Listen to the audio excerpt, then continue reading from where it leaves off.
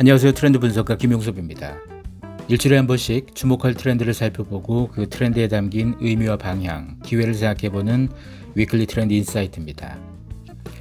이 콘텐츠는 오디오로 제공되는데 시의성인 이슈에 대해서 제가 발빠르게 만들어서 업로드할 수 있게 하기 위해서이고, 듣는 분들도 출퇴근 때 대중교통에서나 아니면 운전할 때, 집안일 하실 때 편하게 들으면서 트렌드 인사이트를 채워가면 좋겠습니다. 여러분은 불의에 맞서서 손해를 감수해 본 적 있습니까? 아니면 손해 안 보려고 불의를 잠깐 눈 감아 줬던 적이 있습니까? 살면서 이 두 가지 경우들을 우리가 겪을 수 있죠. 최근에 러시아가 우크라이나 침공한 다음에 글로벌 기업들이 이 상황에서 어떤 선택들을 하고 있습니다. 그 선택을 통해서 기업가는 왜 우리 사회에 필요한가, 기업은 왜 존재해야 되는가를 보여주고 있습니다. 어떤 비극도 교훈을 줍니다. 그리고 인류가 위대한 것이 최악의 위기 속에서도 대응하고 새로운 기회들을 자꾸 만들어갈 수 있다는 거죠. 이번 러시아의 우크라이나 침공, 이 전쟁 속에서, 최악의 위기 속에서 우리는 그 속에 담긴 새로운 의미 하나를 발견할 필요가 있습니다. 자, 먼저 영국의 BP, 전 세계적인 석유회사죠. 석유회사 중에서는 한 매출 기준으로 한 2위 정도 하는 이 회사, 석유, 천연가스, 정유, 석유화학, 이거 주요 사업을 하고 있습니다. 이 회사가 250억 달러의 손실을 감수하는 선택을 했습니다. 250달러면 우리 돈으로 30조 원쯤 됩니다. 엄청 큰 돈이죠. 이 회사가 러시아의 국영 석유회사 로스네프트와 한 30년 정도 사업 파트너 관계에 있습니다. 그리고 로스네프트의 지분도 갖고 있습니다. 지분이 19.75%인데요. 이 지분의 가치 굉장히 큽니다. 이 지분의 가치에다 거기다가 합작 투자한 회사들이 좀 있어요. 같이 투자하는 것도 있습니다. 그리고 이걸 통해서 지분을 통해서 받는 배당금도 사실 매년 꽤 있고요. 이거 다 포함해서 한 250달러 정도의 손실 날 수 있는 건데, 이걸 러시아가 우크라이나 침공한 다음에 BP는 결단을 내렸습니다. 250달러에 해당되는 이 지분 가치, 이 사업 가치를 상각 처리하는 걸로 회계 기준에서 이걸 공식적으로 발표한 겁니다. 250달러가 완전히 제로가 되진 않을 수 있습니다만 이거만큼의 손실을 보겠다, 볼 수 있는 걸 감수하겠다는 거죠. 사실 이 지분을 판다고 했을 때 이 지분 지금 누가 사겠습니까? 전 세계 어떤 누구도 못 살 거예요. 어떤 기업도. 지금 러시아에 투자한 것도 다 투자를 회수하는 판이고 하는 중인데 이걸 누가 다시 러시아 걸 사겠습니까? 이거 살 수 있는 나라, 할 수 있는 기업 없을 거예요. 그리고 러시아 침공 이후에 지금 주가가 확 떨어졌죠. 급락한 상태고 계속 떨어질 겁니다. 그러면 이 가치는 정말 완전히 사라질 수도 있을 겁니다. 이걸 감수하고 이들은 이런 선택을 했습니다. 쉽지 않은 선택입니다. 러시아가 미국, 사우디 다음으로 가는 세계 3위 산유국입니다. 당연히 러시아에 있는 수많은 석유, 유전, 이것과 연결되어서 세계적인 석유 회사들이 파트너 관계 맺는 거 많죠. 프랑스의 토탈, 또 영국과 네덜란드의 쉘, 이런 세계적 석유 회사가 러시아와 관계를 계속 맺고 있습니다. BP를 필두로 다른 석유 회사도 이 비슷한 선택할 수 있습니다. 투자가 리스크가 늘 있습니다. 하지만 전쟁이라는 이 반인륜적 상황에 대해선 투자에서도 과감한 결단 요구되죠. 쉽지 않습니다, 사실은. 이게 막대한 돈이 걸려 있잖아요. 이 손실을 스스로가 결정하는 겁니다. 러시아의 우크라이나 침공이라는 21세기에는 상상 못하는 이 침략 전쟁이 벌어진 상황에서 투자 자본들, 이 기업들, 거대 기업들, 놀랍게도 손실을 감수하고서라도 손절하는, 매각하는, 어찌 보면 경제 제재에 동참하는 이런 행동들을 보여줍니다. 노르웨이 국부펀드는 운영 자금만 1조 4천억 달러쯤 돼요. 이거 우리 돈으로 하면 1,700조 가까이 되는 거죠. 우리나라 예산의 정부 예산의 3배쯤 되는 어마어마한 돈입니다. 이걸 운영하는 노르웨이 국부펀드가 러시아에 신규 투자 중단하고 이미 투자한 거, 러시아 최대 은행, 국영 가스기업 등 수십 개 이미 투자해 놓은 게 있고 국채도 있는데 이거 다 매각하기로 했습니다. 이것도 우크라이나 침공에 따른 선택입니다. 애초에 노르웨이 펀드는 전쟁이 일으킨 러시아에 대해서 강경한 입장을 보이고 있는데, 사실 이 노르웨이 국펀드가 비정치적이고 장기 투자를 주로 많이 합니다.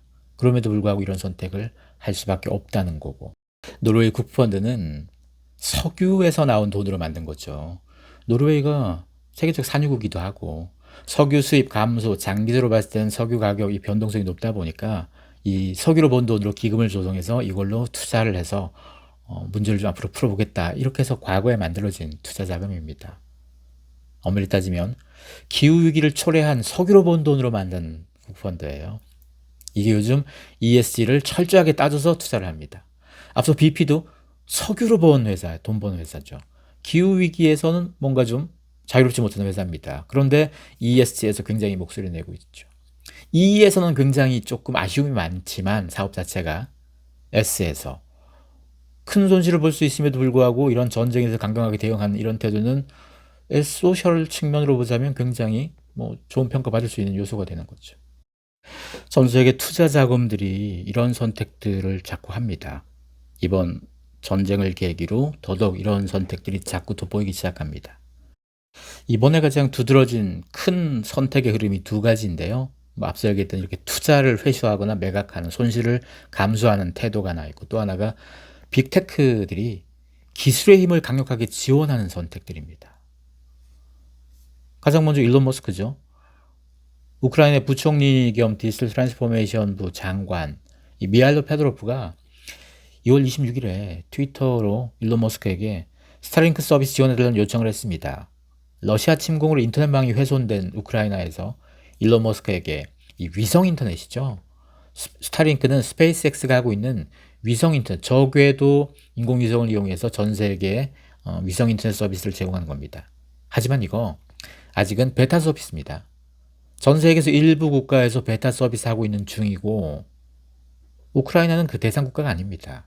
근데 이걸 요청을 해서 요청을 받아준 거죠. 그리고 이 서비스를 이용하기 위해서는 그 위성 접시 모양으로 된 단말기가 있어야 돼요. 그냥 우리 노트북이나 스마트폰만 켠다고 바로 연결되는 게 아니고요. 그 단말기가 필요합니다. 그래서 우크라이나에서 트위터로 요청을 하고 한 10시간 후 일론 머스크가 우크라이나에 지금 스타링크 서비스가 개시됐다, 그리고 단말기를 그쪽으로 보내고 있다, 이런 메시지를 보냈습니다. 그리고 한 이틀쯤 후에 단말기가 가득 찬 트럭을, 사진을 이 미하일로 페도로프가 트위터에 올리면서 잘 도착했다, 일론 머스크에 감사 트윗 보냈죠. 처음 요청을 하고 스타링크 서비스 시작, 또 단말기 기획까지 봤는데 한 이틀쯤 걸린 겁니다.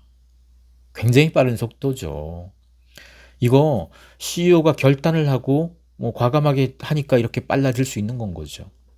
어찌 보면 일론 머스크 그동안 트위터를 통해서 설화, 말실수도 굉장히 많이 하고, 이것 때문에 투자자들은 가슴이 철렁했다가 왔다 갔다 하는 경우 많았었죠. 일론 머스크에 대해서 지탄도 많이 했었고, 근데 일론 머스크가 보여준 이제까지의 태도를 보면 세계의 뭔가 진화, 진일보를 위해서 이제까지 투자하거나 우주 사업을 펼치거나 화성에 가는 것도 마찬가지, 거기다가 전기차도 지금이야 이미 보편화됐지만 처음 시작할 땐 그렇지 않았을 거니까 그런 여러 가지 과정들, 그리고 이번에 보여준 이런 행동들까지 전 세계에서 일론 머스크를 칭찬하고 지지하고 있는 거죠. 사실 이런 선택은 일론 머스크만 한 게 아니죠. 마이크로소프트 현지 시간 2월 28일 디지털 기술과 우크라이나 전쟁이라는 이 글, 이걸 공식 블로그에 마이크로소프트가 올렸는데요. 러시아 침공에 대해서 문제 제기하고 우크라이나 정부에 대해서 마이크로소프트가 기술적인 협력하고 지원하겠다, 이런 부분입니다.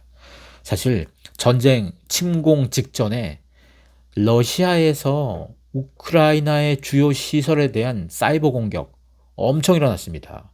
그래서 우크라이나 국방부, 주요 금융기관 다 디도스 공격에 마비가 됐고, 지금 시대는 전쟁이 물리적 전쟁만 있는 게 아니고 사이버 전쟁, 이게 또 굉장히 중요하죠. 여기에 대해서 마이크로소프트를 비롯해서 전 세계적인 IT 업계들이 다 우크라이나 도와주겠다, 지원하겠다고 나섰습니다. 그리고 마이크로소프트가 운영하는 온라인 플랫폼에서 러시아 정부가 국가 선전 활동을 위해서 만드는 콘텐츠나 광고 다 차단됐죠. 이건 구글, 유튜브, 페이스북, 트위터도 마찬가지고요.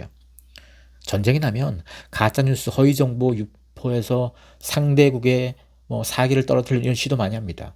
이 거짓 정보 퍼뜨리는 건 오래전부터 러시아의 군사 전략 중에 하나이기도 했고, 이런 부분 때문에 주요 온라인 서비스 앤 테크 기업들은 다 차단하고, 넷플릭스도 마찬가지 러시아 국영 채널에 의무적으로 콘텐츠를 제공해야 됨에 불구하고, 이게 러시아법에 있는 건데도 불구하고 안 따르겠다. 즉 러시아에서의 사업 손해를 감수하겠다는 결정이 되는 거죠. 그리고 유튜브 같은 경우는 러시아 국영 미디어를 비롯해서 러시아 채널들의 광고 수익 창출을 좀 일시적으로 금지했고, 이용자 추천, 이 알고리즘에서도 제한하고, 이런 부분들. 유튜브가 이미 러시아에서도 영향력 있는 플랫폼으로 자리를 잡았고, 이런 선택을 하게 되면 러시아와의 사업에서 손실 볼 수 있습니다. 트위터도 러시아 관련된 광고 다 지금 중단된 상태죠. 소셜 네트워크에서 빅테크 기업들이 이렇게 빠르게 신속하게 결정을 하고, 이렇게 했던 것도 이 사이버 무기, 사이버 전쟁이 가지는 영향력, 이 힘을 알기 때문이잖아요. 그리고 빅테크가 러시아에 이런 행동을 하면 러시아는 가만히 있지 않죠. 러시아도 이런 빅테크 기업들을 압박합니다. 구글, 유튜브, 페이스북, 애플 이런 회사들 사업에 있어서 러시아의 사업에선 앞으로 손실 볼 수 있는 여지가 생기는 거죠. 그럼에도 불구하고 이런 선택을 합니다. 기업은 이익을 위해서, 경쟁사를 이기기 위해서, 목표를 도달하기 위해서 기업은 크고 작은 이해 충돌, 갈등이 없습니다. 그리고 기업은 우리 사회가 사회적 책임도 요구하고 기업에게 환경, 윤리, 젠더, 인권, 노동 이런 역할을 기대합니다. 이거 부응하지 못하면 지탄하거나 뭔가 갈등, 새로운 갈등도 생기고, 기업은 사실 단순히 돈만 벌기 위해 존재하는 게 아닙니다. 전쟁이라는 인류 전체 가장 중요하고 보편적 화두, 인류의 인간적인 측면 앞에서 기업은 이익과 경쟁을 잠시 멈출 수 있는 겁니다. 기업은 사회에 연결된 사회 일부입니다. 인류의 보편적 가치를 지지하고 따르는 건 지극히 인간적인 선택이자 인류애적인 모습, 이건 기업가들의 모습이면서 기업의 행동이기도 합니다. 이걸 우리는 이번 전쟁에서 실감하고 있습니다. 전 세계적으로 러시아의 경제제 가는 상황에서 전 세계적인 기업들, 글로벌 기업들, 빅테크 기업들이 기업의 사회적 역할, 기업의 존재 가치를 제대로 보여주고 있는 중입니다. ESG라는 우리가 최근에 많이 들어왔던 이 키워드, 그동안은 E 위주로 많이 들어왔었다면 이번 전쟁을 통해서 S, 소셜의 역할, 점점 이 역할에 대해서 앞으로 비중이 더 클 수 있는 거고, 기업의 역할, 기업가의 존재 이유, 우리는 한번 생각해보는 계기가 되는 것 같습니다. 지금까지 트렌드 분석가 김용섭이었습니다. 고맙습니다.